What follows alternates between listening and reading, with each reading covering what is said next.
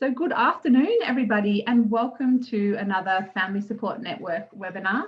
Today, we're talking about financial wellness. And we have the team from Financial Wellness Matters, who are subject matter experts, here to help us along the way. So I'd like to do some introductions now. Obviously, my name is Zoe, and I am the project officer for the Family Support Network.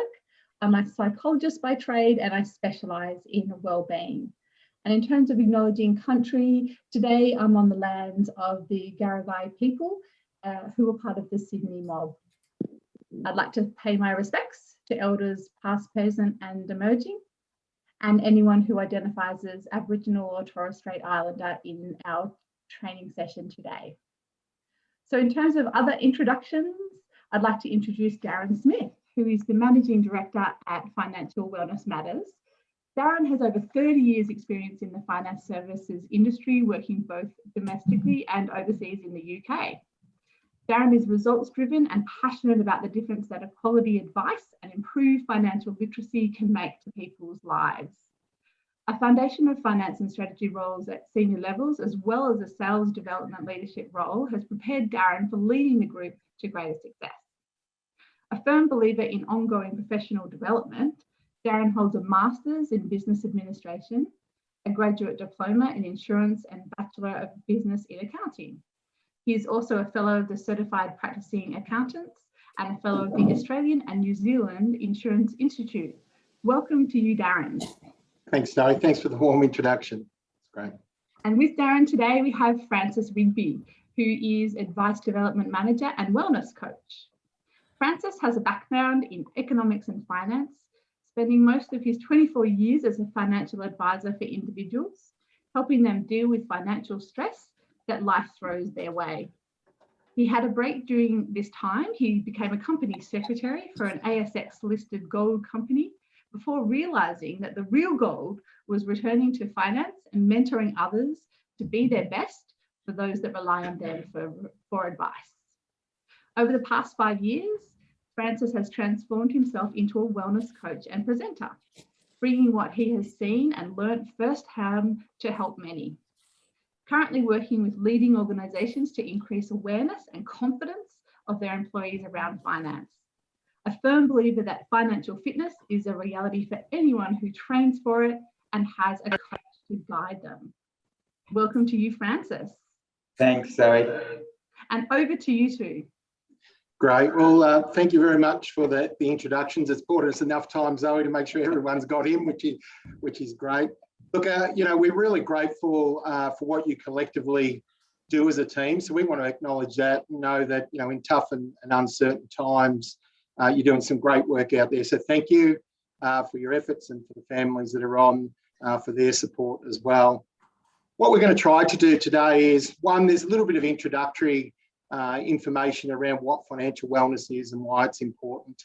But ideally, what we want to do is give you some practical tips that you can focus on. You won't be able to do all of them all at once, not unless you're really, really skilled. But if you pick one or two of those out of today, that's our goal, is to help you identify one or two things that you can take away and actually save some money, save some time, and hopefully save some stress. So we'll move through to the next one. Francis, there you go.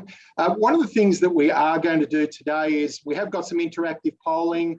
I know this isn't a new concept to yourself. If you could take the opportunity to scan in that QR code, that'd be much appreciated. It will take you through to a software called AHA Slides, where we'll ask you some questions and get some feedback. There is also the opportunity, if you can't scan in that code and you can access a browser, if you type in ahaslides.com / and it'll ask you for a passcode. If you just put in New South Wales A1, that will get you through to the same place. Obviously, QR codes, we're all becoming increasingly familiar with them. So if you have any troubles, flick a little note through to Zoe, or if you have any questions throughout this next sort of 40 minutes or so, please put them through to Zoe, and she'll give us a heads up that there are some questions there. So Francis and I will tag team a little bit. You'll get me first, my dulcet tones, and then hopefully Francis will lighten up that. So let's get into the important pieces. So from a compliance perspective, we just need to let you know that this is general advice. We don't know your individual circumstances. So these are general concepts we'll be going through today. You've seen our mugs before. So one of the tools that when we talk about wellness, we need to appreciate that as individuals, there's lots of things going on in our lives. Finance is just one piece of that pie in terms of what we need to look after. And obviously, in terms of your profession and the work, the important work that you do, a lot of that is around health and family. And each of these factors has an impact on the other. And in particular, the bit that we focus on in finance, it's pretty much the glue that can hold a lot of those other areas together. Now, it doesn't mean that all our problems or issues start with finance, although some do. But it can impact the quality of life. It can impact how much stress that as a household you put under. So this little tool, which again will be available to you post the session if you haven't already got it, is just to show you how to, or to explain how you might use this. So for example, in the finance little piece of the puzzle, if you were feeling really confident and on top of your finances and happy that you were making progress and able to meet your commitments without too much stress, then you colour in the 5 little bar on the outer circle of the finance piece. If you were feeling at the opposite end of the spectrum where you're having lots of issues and challenges around your finances, then you'd probably be at the 1. And if you do that for each of the different segments, the goal is not to end up with 5s in every part of that wheel. It's actually about getting balance. And sometimes that'll involve trade-offs in each of the different areas. So Francis, I know you've got one example of where you did a trade-off. Yeah, absolutely. And I think, every time I've done this, it's always slightly different. So don't stress about it. I think it's the mood and mindset you're in. But probably a big thing for me is I'm pretty focused on achievement and love work. And I suppose I was spending a little bit more time at work than I was at home. And probably the bit that I realised was I actually need to make sure that I actually spend the time at home. And so now what I do is, I switch off from some of the other things and just make sure I'm present. So rather than be on my phone doing emails at home, I actually now put that to side. And, I've got a 10-year-old and my lovely wife. So it's just important we do that together and spend some of those things. So. Yeah, it's a great example. And I think this is a practical tool. It's one you can spend a couple of minutes on as individuals. If you are part of a household, do it independently first and then compare notes. But the concept is, if you were really good in some areas but not so good in others, when you ultimately go through life in that wheel of life, you're going to get a bump. You're going to have a bumpy road. You're going to hit some brick walls. Whereas if you've got a bit more balance across multiple areas, then in theory it's going to be a smoother journey. But it's one of those quick ones that can help you when you're setting up for the goals that you want to achieve. It may highlight one area where you need to put more focus and perhaps back off a little bit on some of the other areas where you might have higher scores. So again, it's just an example of a practical tool and one that's easy to do. I don't want to blast you with statistics, but it's probably fair to say that financial stress is a pretty big part of what a lot of working Australians need to deal with. If we look at it, the research would suggest it's in excess of 50% of working Australians are feeling stressed. Obviously, with lockdowns and the impact of things like COVID, that can really bring to the top of the pile some of those stresses and really real things that people have to deal with. But if we look pre-COVID, there was actually quite a lot of underlying issues that people were trying to cope with. A lot of people trying to cope paycheck to paycheck. Now, all of us would like that ability to stretch our dollars that little bit further, and that's what we'll touch on today, a couple of those areas. And not a lot of people don't have big buffers to cope with those surprises. So there's a lot going on in our lives. We're all a bit different.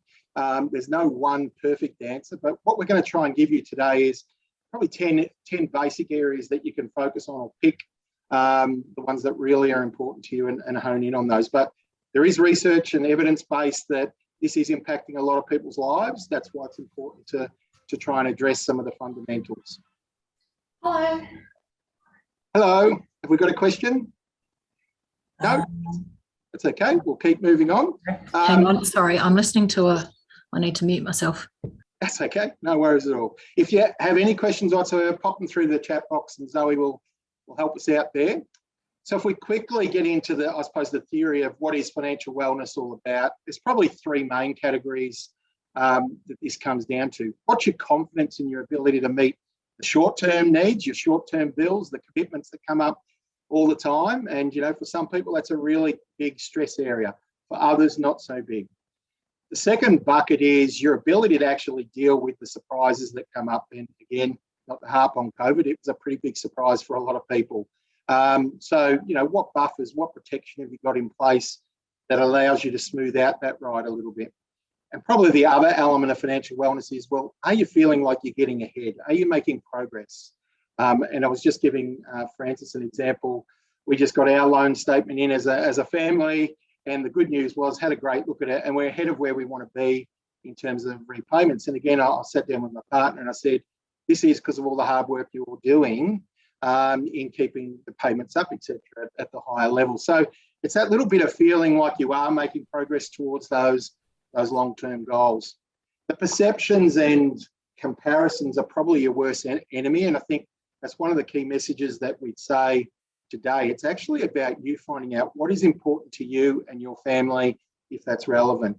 It's not about comparing your next door neighbour. It's not about comparing your work with your work colleague, because all that will do is create stress. You don't know what their circumstances are. You don't know how they got to where they are. So we always, we cancel the people that we work with. You know, the worst thing that can happen sometimes is those barbecue conversations where people can feel a little bit stressed because they're not feeling they're making as much progress as someone else. The only thing that really matters when it comes to your finances is you know what's important to you, and you're achieving the things that are important to you as a household or as an individual. So if we keep moving on, now this is the interactive bit. So hopefully you've had a chance to go onto the QR slide. So Francis, I might get you to test this on yours as well. We're really interested in what are some of the pain points that you're feeling in terms of managing money. So again, you can go in either by your browser, typing in ahaslides.com/. We found a couple that's had access to it. New South Wales A1 is the pass code if you don't use the QR code. Excellent, great to see some people. I'll just give you a minute or two just to have a little bit of a play with that. There's no judgment here whatsoever, and we'll actually give some insights into the broader research that we found in the broader groups.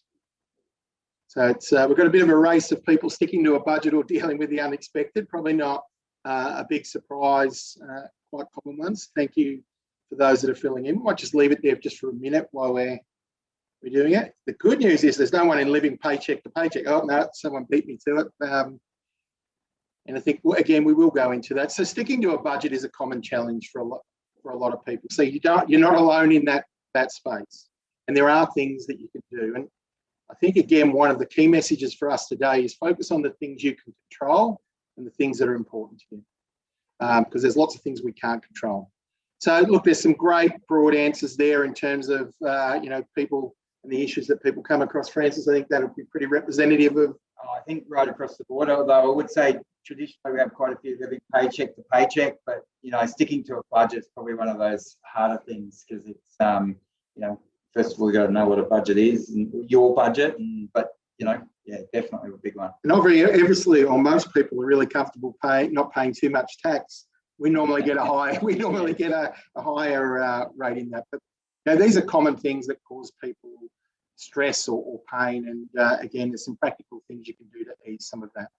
So again, just while we're on the interaction, thank you for those that have put in. How comfortable are you in understanding what your total financial situation looks like right now? Again, there's no judgment here. A couple of people filling in, which is fantastic. Thank you. And what we find is this doesn't really get impacted by how much someone's getting paid, or what remuneration they're on, or what industry they're in. The good news is, based on what people have put in there, that there's sort of 50% sitting in that somewhat comfortable. Quite a few not comfortable. And I think all that represents is there's an opportunity to take a little bit of action to improve that. Well done for those that are feeling very comfortable. That's a good position to be in. And again, I think it just reinforces that we're all in different positions. We're all in different levels of understanding and readiness. What we would say is it's always good to understand, at least at a high level, where you are at the moment, because that'll help you focus on the areas that you're not comfortable with. But thank you very much for filling that in. There will be a couple of other opportunities to fill in things, and we will send Zoe the summary of this outcome. She might want to share that separately. So the good news is, so we've had about 1,300 other families or people at last count that have filled in sort of questions around where people feel comfortable and where they don't. And I think, again, for those that were not feeling comfortable with their position, that was a little bit higher than what comes out of our sort of financial health checks. Again, what you'll find, though, is in any of the categories, there's not more than a third that are really comfortable. So again, the work that Francis and I and our other team members focus on around confidence is, how do we get people out of the not comfortable bucket or the somewhat comfortable and get more people into being more comfortable? That's our challenge and our passion. But, you know, it's okay to not be confident in areas or not comfortable. The question is, what little baby steps can you take to improve that position? So it's not necessarily where you start. It's a journey, and you know, we've been in finance 30 years plus, me a little bit longer than Francis. We're still learning every day because a lot of our finances are connected to our behaviours and the outcomes that we get. Francis, absolutely. I think you know, when you start to look at some of these things, even you go, we've been in finance for a long period of time. We constantly talk about these things, and I think the big thing to come out of all of this as well is accountability. And at work, we spend a lot of time with the people at work.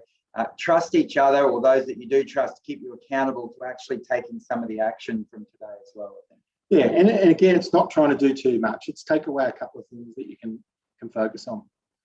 So that sort of all comes back to this diagram. So we do a lot of work with behavioural finance, and a person called Carl Richards, who writes for the New York Times, and he's one of those people that can simplify a message in a picture, which would normally take lots of words to explain. But the key principle is work out the things that are important to you, which we're going to touch a little bit on today. Work out the things that you can control, and where they cross over in the middle is really the moments of happiness. And ideally, what we want to do is put more focus on that middle bit and expanding the things we can control and the things that are important to us. So to Francis's example, I love this all the time. I think for me, this really sort of encapsulates everything, that if you just focus on that little bit in the middle, you're going to, and you know, we all drift. I think that's the thing. But if we can bring back to that point and you ask those two simple questions about, and that's not just finances, I think just in life, those two simple questions will make a big difference. I did try this graph with my daughter, and Yeah, she explained that there's some things I can't control. But I think it is one of those things that goes broader than just finance. This is really life skills, and it's a great little prompter. So again, apologies, I don't have black boots or the right colour boots, but I think with our work, the first thing is awareness, and it's no different than a lot of other elements of wellness. Being aware of what you can do or what's possible, or how things work, is a great first step. But ultimately, you won't get the actual changes that you're looking for unless you take some action.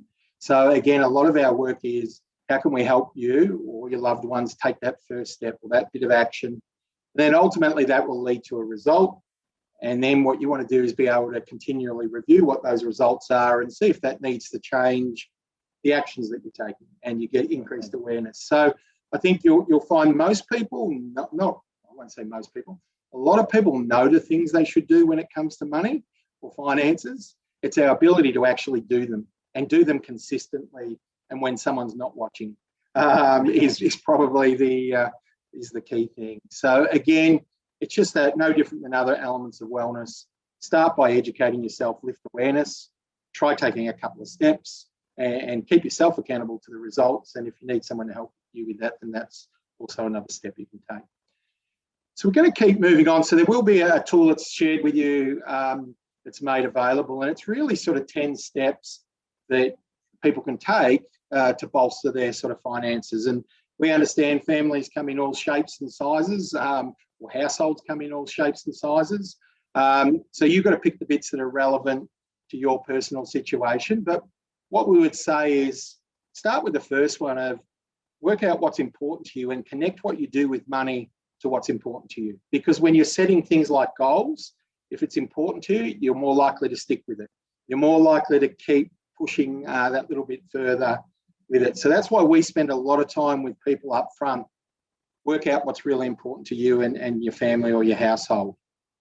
The second bit is understanding what your current position is. And I think that comes back to that first, or one of those questions we asked. Do you understand what your actual current position is? Could you put down on a bit of paper right now, not asking you to do it right now, but maybe an action post is the things that you own and the things that you owe, just on one bit of paper. And it doesn't have to be exact amounts. It's just understanding and putting that down and saying, all right, well, that's where I am now. Where do I want to focus on?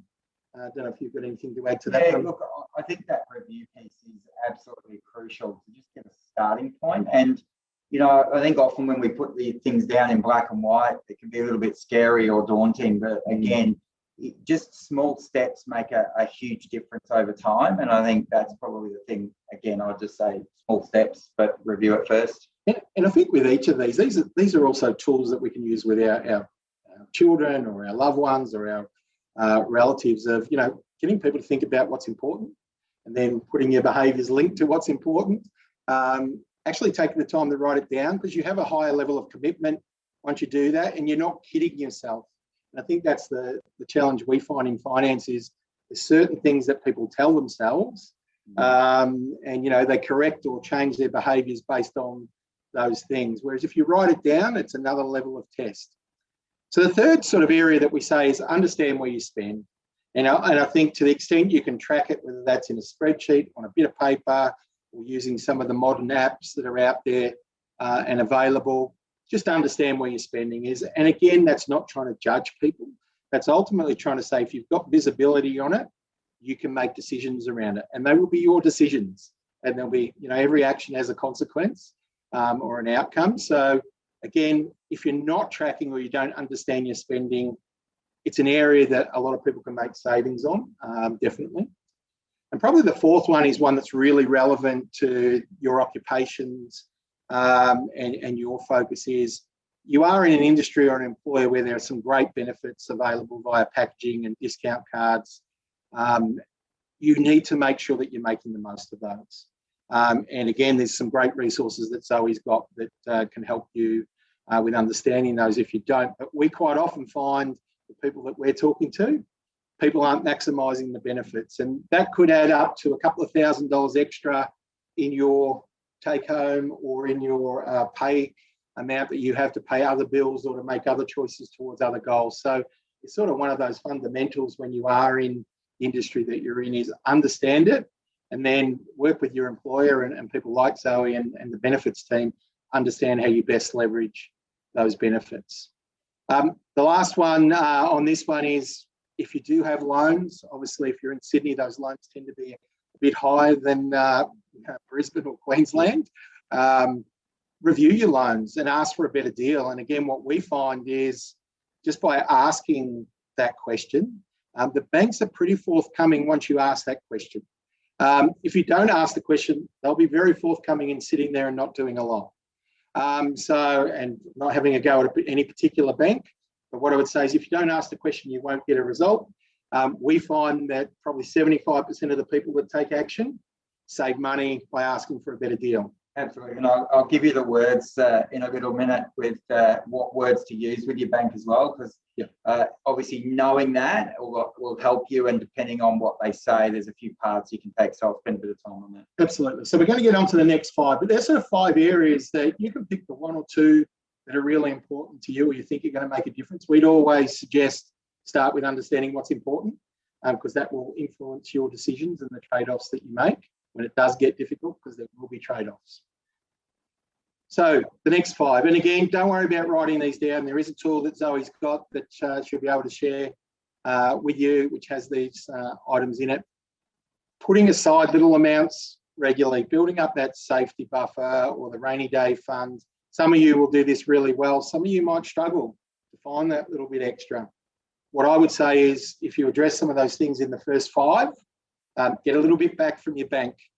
Get a little bit back in terms of focus by working out what's important to you.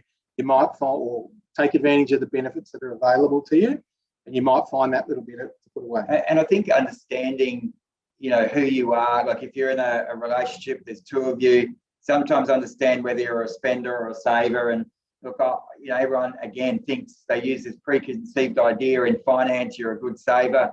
I'm the spender in the family, so I actually leave that portion up to my wife, and she's actually very good at saving. So she puts the things on one side and basically takes it away from me, which obviously helps, out of sight, out of mind. And I think, Francis, is a really good point that you do need to understand where you are in a relationship, or you're in a household where both of you have control over different elements. What's your strengths and what's your weaknesses? What we'd always argue is you don't see your own blind spots.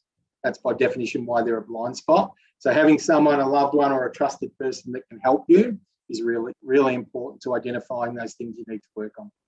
So we'll keep moving just in the interest of time, because I know Francis has got some fun stuff. I've given him the fun little activities today. I think you're really familiar with making sure people are looked after when the unexpected happens. And look, it does happen, and you see it, or a lot of you see it in your roles every day. We see it through the work that we do. And if you can have things in place that protect your family or your loved ones, it's really important. To the extent that you might be eligible for some other government support, it's good to understand that, depending on your own situation. But it's a basic, we always say, work out whether there is any entitlement. And if you can, then that's great.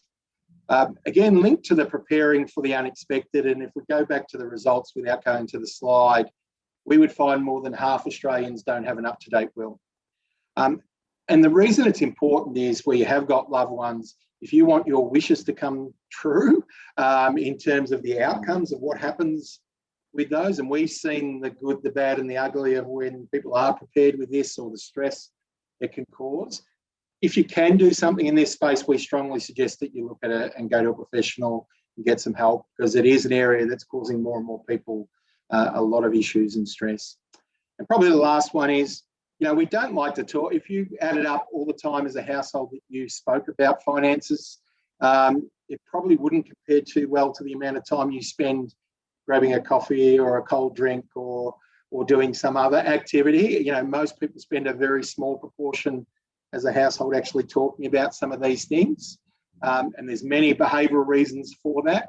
All we'd suggest is try and build in a regular slot or time period to have a conversation, and try and keep it to a limited part of the finances, but have a process. I think it's actually generally the reason we don't talk about it is because it's usually from I would say a negative connotation, and it causes arguments and all of these sorts of things. I think when we start to talk about finances and we talk about what's important to us, you can actually align your money to the fun stuff as well. So it's not always about what we're not going to do or the negative side. So approach it from more of a positive angle about what can happen in the future. I think makes a big difference. Absolutely. So I'm going to hand over to Francis, and just before he starts, what I'd say is we're not saying do all 10 of these, not all at once anyway. What we are saying is that if you start to address these practical areas, they will have a flow-on benefit to you where you can direct it more to the things that are really important to you. Francis, over to you. All right. Well, we're going to start off and have a little bit of fun for a minute, and this will test a few of you in terms of what you would do. But, unexpected things happen, and obviously sometimes they're a pretty good thing, or they can add boost to our finances. So in this particular case, you'll see here we've just won 250,000 on Lotto. So nice Lotto win. Hopefully it was not spread across 50 people, but you've actually got 250,000. So what I'd really like you to do now is actually just have a look at what I've got up on the sheet. There is just all the different areas where you may want to spend that money, or where you may want to allocate that money. So have a little look through some of those things and go, okay, this is what I would do with the 250. I might go on a holiday or buy that new boat that I wanted. And what I'd really like to do is just, if you could share, so go back to the AHA slides and just share 2 things that you would do with that money or that windfall or gain. Darren, what would you spend your money on? I was going to type it in there to come up. Look, I think one of my little hobbies on the side is gold prospecting. So, Francis, maybe not the 250,000, but I'd probably put a small bit towards that activity because it's something that I enjoy doing. Excellent. I've still got I keep promising to get him onto the gold mine I work for, so we'll have to wait and see. And then look, there's some great ones. Holidays. Can't wait till everyone, we can actually go, further afield and that sort of thing. But it's good to see someone paying off some of the home loan, investment property. Look, I think some of these things we come across. One of the things I would ask you again is when you put these things down, whether it be buy shares, investment property, pay the mortgage off, ask yourself that one extra question: why? So what's the ulterior motive? What's the underlying goal that we have in relation to that? So I think that's a big one. Yeah, I think it's a great point. And I think it's also about, would you actually do the things that you put down here? So not what you think we want to hear or you think someone wants to hear.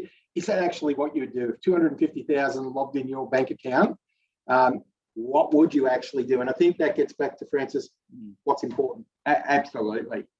So look, there's some really great ones up there, and I think so. Sort of think of those things in mind again. And but before we go on a little bit, so stuff always happens. It's one of those things, but you've now got an opportunity to pick box 1, box 2, or box 3. So it's one of those 3 boxes. And what I'd like you to do now is just type in which box you would have picked, and let's see what you end up with. And if in doubt, go for box 3. Excellent. There's a little bit of even spread there. So we're box 1's the leader at the moment. Few for box 3 and box 2 about the same. So really, really interesting. Oh, last minute rush. We'll stop there. So again, now have a remember with that. So all those that picked box 1, we had an unexpected tax bill of 15,000. Box 2, unfortunately, we've now got to pay 100,000, and box 3, 50. So apart from sacking your accountant, if you got a $100,000 unexpected tax bill, what would you have done differently, or would you have done anything differently with the 250,000 that we just had as a windfall? So would you have, those that paid it off their mortgage may be able to draw it back, but for those that just went off and spent it in different areas and didn't really think about some of the unexpected things that can happen. So, I mean, one of the things that, Darren, I know you do well, always talks to me about that third style of, so a third goes in the fund bucket, a third goes off the mortgage, and, the other third goes to my wife. Yeah, absolutely. And so I think, again, it's about just having a little think about, go back to that question, why, what's important to us. And again, we'll keep bringing this slide up because it's one of my favorites as well. But again, what is important to you, and focus on it. And I think, go back to Darren's point, things that we can't control is what somebody else got. So if somebody else got a windfall of 250 and you only got 100, don't stress about their 150. Vice versa, you can't control the tax bill. And I think, Francis, to that point, why we encourage you to think about at a deeper level what's important to you is because when you do have these windfalls, you actually make the most of them. Absolutely. That's the key point with this is if you haven't, you'll drift. Yeah, definitely. And, everyone can find themselves doing that. So now we're going to, one of the things that, to work out what's important to you, it is actually a difficult thing to do at times. And so we've got some, I suppose, an exercise here just to get you stimulated into thinking of some of the things that you actually want to do yourself. And we've got a great tool that will come off the back of this. And it's about finding or identifying your 100 lifetime dreams through answering sort of 25 questions. But if we can start off, if you have a look here, so what's important to you? If you can just think about 3 hobbies you'd like to pursue or 3 sporting events you would like to attend, and if I can get you to just actually now share a couple of those. So it's either 3 hobbies or 3 sporting events. One of the things that I'd say is difficult to do when we do these exercises, when you're going through 25 questions in a similar manner, to do 3 can sometimes be quite difficult. So if you wouldn't mind sharing some of those, that would be fantastic. But Darren, yourself? Yeah, that's always the great thing in this. You get to share your life dreams. I think there's probably two that I'll touch on. One is actually one of my wives. She does lots of craft, travels the world, goes and teaches people how to do nail art and all this fancy stuff. And her dream was to go to Budapest and be trained by the best in the world. And we managed to link that in with a European holiday where she got to spend a week with one of the best trainers in the world in what she focused on. And I got to do lots of tourism things in amongst that. And then we had a couple of weeks after. So it's about saying, well, what's important and then actually doing some of it. So that was one that was really important for me, which I haven't shared before. No, you haven't. That one's come out. Look, and some of these are great. I mean, you know, you start to look at some of them, clay pigeon shooting. I've got a little story about I actually did clay rabbit shooting once, only once because it hurt my shoulder. But I think there's different things that you can come up with. When we're looking at when somebody comes in from a retirement viewpoint, the first question we ask is, well, what does that look like and what are you going to do? So the hobbies piece, you know, around, you know, whether it be, you know, learning the piano, as we can see someone's got there, bushwalking, you know, travel to Antarctica. They're all things that, you know, we can do and experiences. And so one of the things that we find in a lot of this is that most of the things people come up with are experiences they enjoy, and it's not necessarily about buying things. And that's a great thing to share as a team, aren't they? I mean, the galactic flight, that interests me as well. Absolutely. You might not want to be first, but you definitely... Don't want to be the test pilot. No, it sounds great. There's some really interesting hike world top 10 trails. You'd be into that one. I would definitely be into that. Anything extreme for me. So top 10 trails sounds pretty good. What about yourself, Darren? The hula hooping, you'll give that one a go? Yeah, I think I prefer the AFL Hawthorn Grand Final 3 years ago was my dream. Got to it, but I'm going to wait another 5 or 10 years for that. Excellent. And again, I think, you know, the good thing about some of this is you get to learn a few things about your colleagues. So move on to the round 2. This one's, again, a little bit different, but 3 things you'd like to do in your own country, 3 things you'd like to learn, and 3 countries you'd like to visit. So, you know, there's quite a broad spectrum there. I mean, one of the things I've always said is I've always wanted to go to Equestro, and, you know, for me, that's probably something that's still on that list of things that I will do at some point. Just now's not necessarily the right time. I've got to probably ask for some time off work. But again, so if you would like to share some of those, I thought I'd leave them up for a little bit. So 3 things you'd like to do in your own country, 3 countries you'd like to visit, or 3 things you'd like to learn. So Darren, country you want to visit? Look, I've been really lucky to visit lots of different countries. I mean, Antarctica, we haven't been able to go and do that one. I love wildlife, so that would be something that's on the list. Italy is also one of those ones that we haven't managed to get to. So, I mean, there's lots of places in Australia as well, but they're probably my 2 big. Need me to take over? Francis is just having a coffee fit. It's coffee fit. So I learned to speak Hungarian. That's a great example. Iceland, yep. No, when I worked in the UK, we had a great holiday in Iceland. Uluru, learn French, lots of languages, which is fantastic, isn't it? Absolutely. It's a great skill. Sorry about that. It's definitely not COVID, so I have been tested and we keep our distance. Again, there's some really great ones there. And, you know, I think things like North Pole, learn French, you know, there's some of the things that, you know, I think we come across quite a lot is a lot of variety in what people want to do. But probably one of the things that's most consistent is the, you know, obviously with the travel side of things, the ability to go to different or unique places. So, and I think, Francis, it's also that bit as human beings, we tend to focus on what's right in front of us and the choppy waters. Yeah. I think particularly with some of the challenges many people have faced is how do we start identifying some of those things that when we can do them, and how do we prepare for those so it has less impact on our finances? Absolutely. And I think one of the challenges that I would say in relation to these exercises is pick one of those things you've written down and put that down, and, you know, maybe make it a SMART goal. So, you know, spend a little bit of time going through that. If you haven't gone through that sort of principle, we're happy to talk a little bit further about that when we finish, but definitely something that we should look at as a team.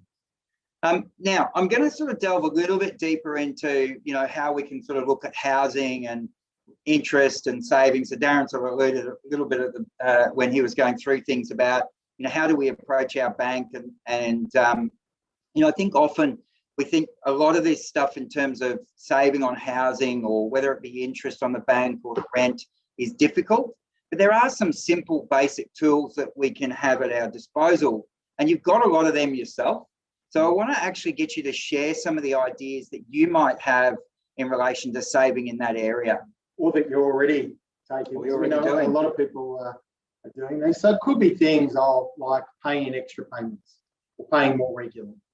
Yeah, or an offset account. If somebody's got an offset account and they sit that there, or even I've always used the expression rent a place that I can afford to buy, as opposed to renting up, which can be one of those big ones. Offset, love it. And when we're talking to a lot of younger people as well, it's sometimes that trade-off. Well, maybe I'm not going to be able to live as close as I want to work or to where I do my job, and I think that means it might be a smaller house. Although in Sydney, you'd have to go out a fair way to make it more reasonable, because it is pretty expensive. Yeah, absolutely. I think you start to look at some of these things. Weekly payments do make a big difference to the long-term loan system that you have. So that is a very, very good one. Extra payments, and I think that's probably one where you've got those extra windfalls. Just taking a little bit of an extra windfall and paying that off your mortgage. For example, if you do and are fortunate to get a pay rise, that little bit of extra, if you split that up or take away some of that you weren't used to and put that off your debt, that'd be a really good one. And I think, Francis, we talk about behavioural change.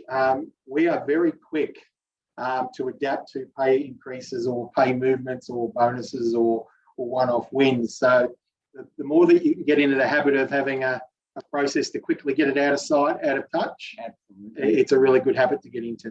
Absolutely. We're going to move on, otherwise I'm going to run out of time. But here's some of the great ones. So, negotiate a better rate on your mortgage. I'll give you the tool in a minute. We'll talk about that. And if you can't, the option there is to refinance. I think that's another way to look at it. One of the things I come across a fair bit sometimes is the whole downsize situation. And I'll talk about downsizing, not necessarily it's in terms of cost, not size. Because I have seen sometimes people come and see me and they talk about downsizing and they downsize in size, but the cost goes up sometimes. So to save, obviously the price has to come down. Offset accounts are a really big one, makes a huge impact to your loans.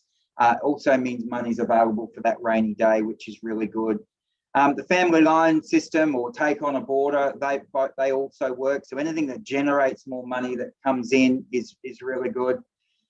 Save for a bigger deposit is actually we sometimes think that's a daunting task, but I think one of the things that can do two things. It can save you obviously in terms of interest on the loan, but also things like mortgage insurance. So definitely a big one there, but maybe take advantage also of some of the government initiatives that can help in that space as well. So look, there's some great ones there. Live with parents. Obviously, Darren has, he calls them boomerang children every now and again, but I think, that can be a big one. I lived with my parents while we were, saving our deposit as well, and it really did help to sort of get that start. So again, how long ago did you go back to your bank to negotiate a better interest rate? So if you wouldn't mind just typing in there, which one those were. So whether it was 6 to 12 months ago or greater than 12, excellent. We've already got some coming in, and there's quite a few that are over 12 months ago. Some that have been less than 3 months, fantastic. I think that's awesome. And I think anyone that has been in that 3 to 6 or less than 3 months, if you share what happened with your experience to others, because often you find when there's those wins, we all continue down that path. But I'm going to say anyone that is 6 months to 12 months or greater than 12 months, you've got a pretty good chance of actually getting a better rate on your loans, because the rates have actually come down in many cases. So again, how do you do that? And this tool is available to you. So it's the 5 steps to get a better rate on your home loan.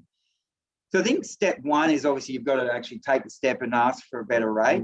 You do need to know what words to use. And basically how I would approach it, as you'll see here, is that you give them a call and you say, look, I'm a loyal customer. I don't actually want to leave you. I actually do want to stay with the bank. But what I have been doing is I've been looking out in the marketplace at the moment, or I've been talking to my friend who's a mortgage broker, and the interest rates out there at the moment are just under 2% or low 2% for a normal home loan. And one of the things I would say, they do change a lot. I've seen 2.19. I've also seen 1.89. You need to know, for example, there are banks out there, Macquarie at the moment, low 2%.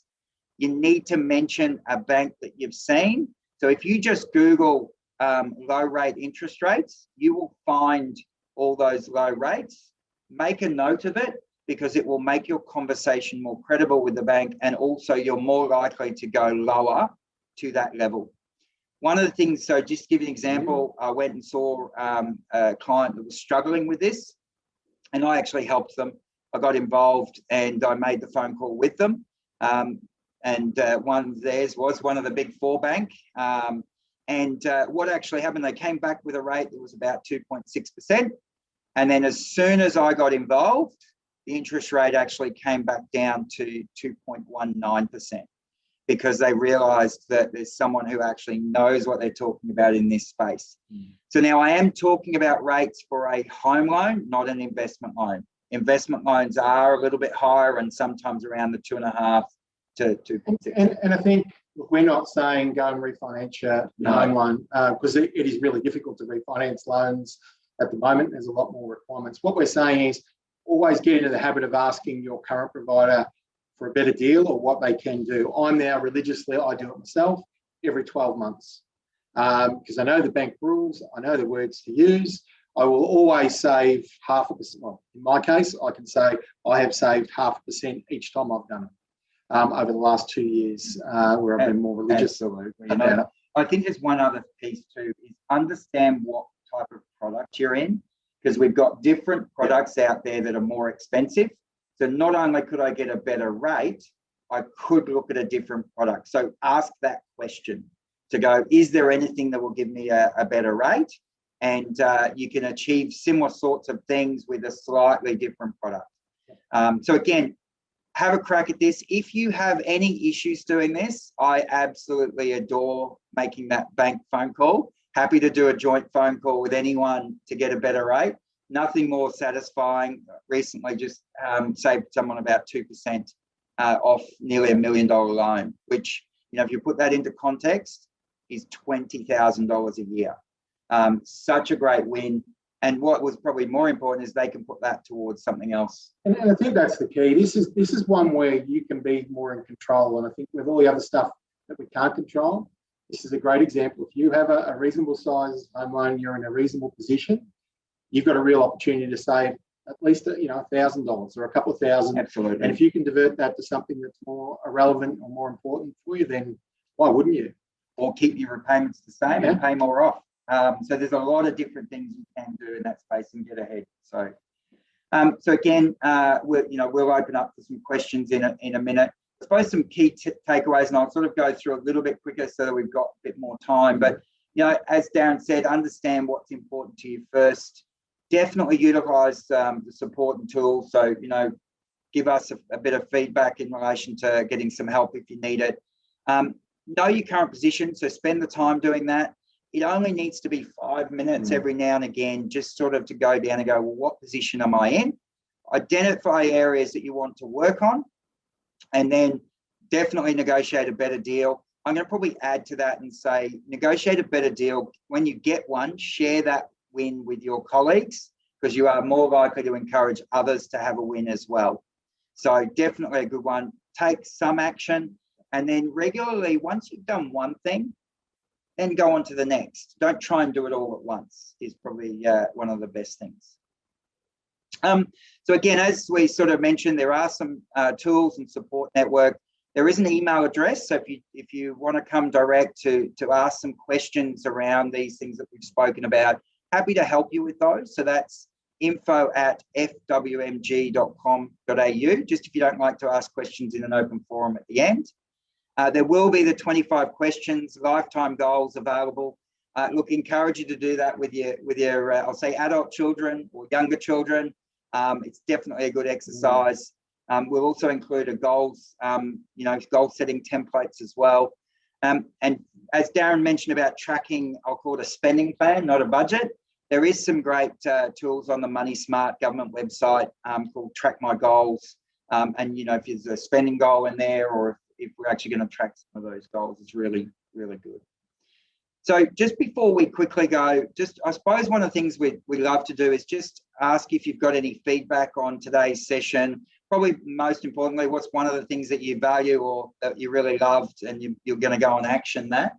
And if you don't feel comfortable doing it now, if you could just send Zoe a bit of feedback, she's always keen to get that, or put it into the chat to Zoe, because again, the more that I suppose that the organisation can see that there's value in these things, the more likely they'll look at someone providing those services, which is great. And I see we've got a few questions there. We'll sort of jump to them in a minute. Yeah, actionable areas, love it. Let's just in the interest of time. Yeah, I think we will move on. Awesome, thank you. Review your interest rate, absolutely. Yeah. So that's a definite good one. And if you do have a win, let Zoe know. You don't have to let her know how much, just say you had a win. That's all you need to know. And again, we've really touched the surface of a few areas here. We do delve a lot deeper into quite a few, I'll call it financial wellness spaces. So if you want to just have a look there as to one of the ones that you may, or you like, it will be more interest to you, you want to just sort of type that in so that we can share that back to Zoe as well. That would be fantastic. So it's more to understand the areas that are important to you than anything else.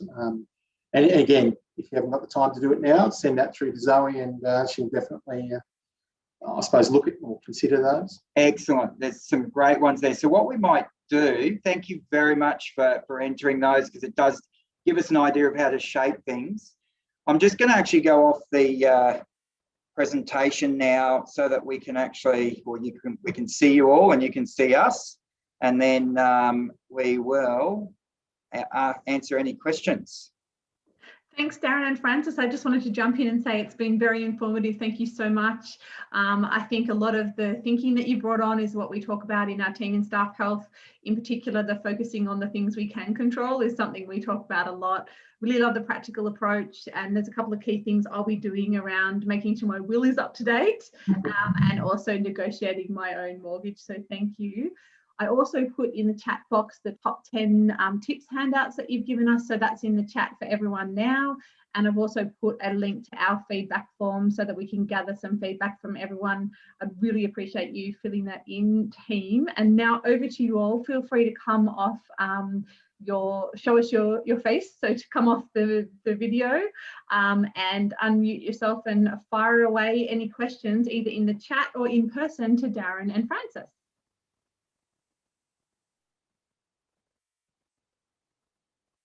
Or we've answered all the questions. Again, it's okay, because there is a lot. Oh, here we go. Got to get back to work. Yeah, we understand, absolutely. And I might ask a question in the meantime then, guys, if no one else is jumping in. So when you've got teenagers in the house, what would you recommend in terms of the first steps of getting them to be more financially savvy?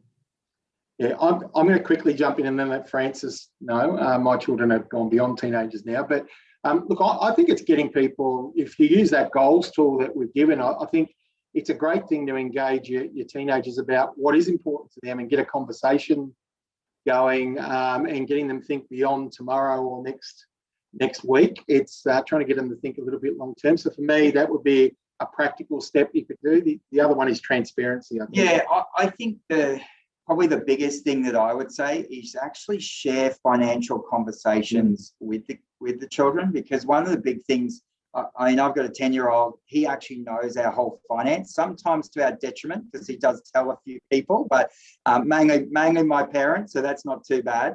But, what has happened is he's sort of got a real understanding of that alignment of what money does and the tug of war that we play as to what we can and can't do. And then it's actually working out, well, which one's most important. And we actually involve him in those conversations.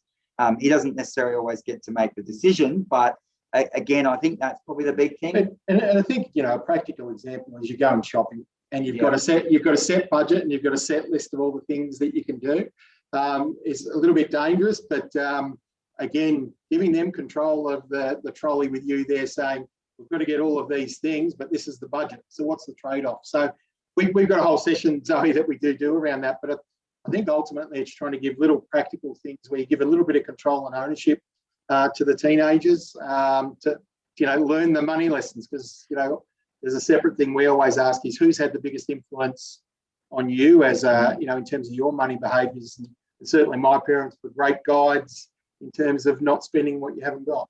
Thanks, guys. And we do actually have a couple of questions in the chat box as well. Right. So one question from Rebecca is in relation to the wellbeing wheel. What does community mean in the wellness grid? Yeah, and I think it can mean different things to different people. So again, for some people that can be linked to, if they've got religious beliefs or a religious community. For others, it can be where they give back to others in the community if you're doing charity work. So again, if you look up that link that Therese, that's at the bottom of that slide, we can send you that link. That's got actually the definitions that will link to the formal research that was done. But I think if you can make those categories fit what works for your life, and I suppose that's why we try not to make it too rigid. But generally, I look at it and go, community for me is where I'm giving back indirectly to others. Thank you. And the other question from Lisa is, do you recommend checking in with insurance companies every year as well as getting better deals? Absolutely. I think there's probably two parts to that. There's checking in, but also assessing what it is. And I would always start with a blank piece of paper and say, what actually am I trying to insure? And whether it be life insurance or whether it be house insurance or car, there are different things change all the time. And I think, first of all, understand what we're trying to do. 5-minute exercise. What am I trying to cover for? Then you can go back to the insurance companies. And, there's some great, great websites to actually help you look for better deals. But you'll notice it's really hard to determine these days, well, who do I actually go to?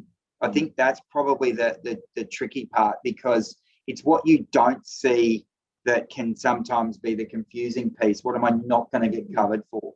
So, and I think to link to that, and it applies to a lot of your spending things that you can do. I think you're part of an organisation or an industry and I suppose a workplace where you can get some great benefits by being connected to New South Wales Ambulance or first responders. So it might be that you can get some benefits and discounts on some of your insurance that you haven't yet tried.